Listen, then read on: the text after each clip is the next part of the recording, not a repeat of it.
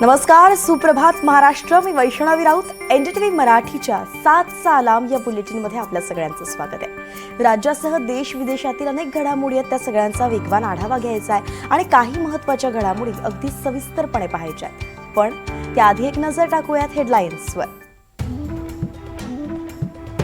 आज ठाकरे बंधूंची संयुक्त मुलाखत प्रदर्शित होणार. संजय राऊत, महेश मांजरेकरांनी घेतलेली ही मुलाखत सकाळी 8 वाजता प्रेक्षकांना एनडीटीव्ही मराठीवरती पाहता येणार. नागपुरात आज मुख्यमंत्री देवेंद्र फडणवीसांची प्रकट मुलाखत.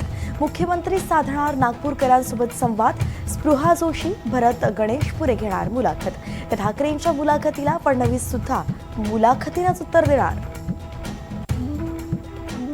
एकनाथ शिंदेंच्या बालेकिल्ल्यात मुख्यमंत्र्यांनी मांडलं विकासाचं विजन. 2 वर्षांत ठाण्यात मेट्रो सुरू होणार. कोस्टल रोडसाठी जमीन हस्तांतरणाचं कामही अंतिम टप्प्यात. देवेंद्र फडणवीसांची माहिती. एकनाथ शिंदेंच्या बालेकिल्ल्यात मनसे अध्यक्ष राज ठाकरेंचा दौरा. राज ठाकरेंचा आज ठाण्यात रोड शो. खारीगाव टोल नाक्यावरून होणार रोड शोला सुरुवात. 11 जानेवारीला होणाऱ्या मनसे आणि ठाकरे गटाच्या संयुक्त सभेचा मार्ग मोकळा. मुंबई महानगरपालिकेकडून शिवाजी पार्कमधील सभेला तब्बल 24 अटी शर्थींसह परवानगी. मनसे नेते संदीप देशपांडेंची आज सकाळी 8:30 वाजता महत्त्वाची पत्रकार परिषद. संतोष धुरींनी केलेल्या आरोपांवरती देशपांडे नेमकं काय बोलणार याकडे लक्ष. अंबरनाथ नगरपालिकेमध्ये नुकत्याच झालेल्या निवडणुकीत काँग्रेसकडून निवडून आलेले 12 नगरसेवक भाजपात प्रवेश करणार.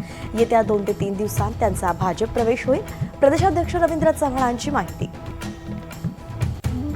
शिवसेनेचे मुंबईतील वॉर्ड क्रमांक 19चे उमेदवार सालीन कुरेशींवरती हल्ला. वांद्र्यामध्ये प्रचारादरम्यान अज्ञातानं केलेल्या चाकू हल्ल्यात कुरेशी जखमी. महात्मा गांधी रुग्णालयात उपचार सुरू. इम्तियाज जलील आणि कलीम कुरेशी यांच्या कार्यकर्त्यांचा राड्याचा नवीन व्हिडिओ समोर. एकमेकांना मारहाण करतानाची घटना कॅमेऱ्यात कैद. अतुल सावे आणि संजय शिरसाटांकडून गुंडांकडून वाहनावरती हल्ला. इम्तियाज जलील यांचा गंभीर आरोप. तर दलाली करणाऱ्यांचा शेवट असाच होणार.